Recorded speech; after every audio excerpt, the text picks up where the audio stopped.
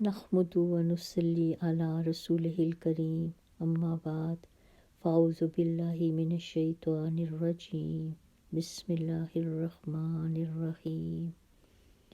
وضو کی دو دعائیں مسنون ہیں۔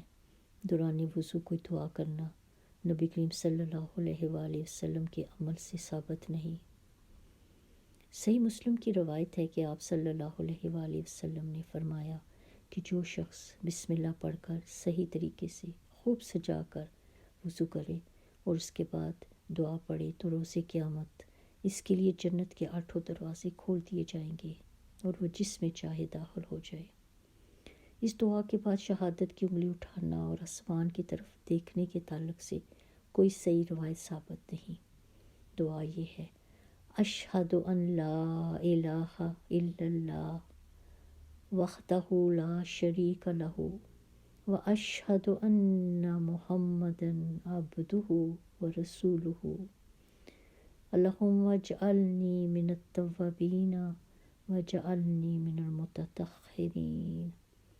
میں دل سے اقرار کرتی ہوں کہ اللہ کے سوا کوئی معبود نہیں، وہ اکیلا ہے، اس کا کوئی شریک نہیں، اور میں اقرار کرتی ہوں کہ محمد اللہ کے بندے اور اس کے رسول ہیں۔ اے اللہ، مجھے توبہ کرنے والوں میں سے بنا دے اور مجھے پاک و صاف رہنے والوں میں سے بنا۔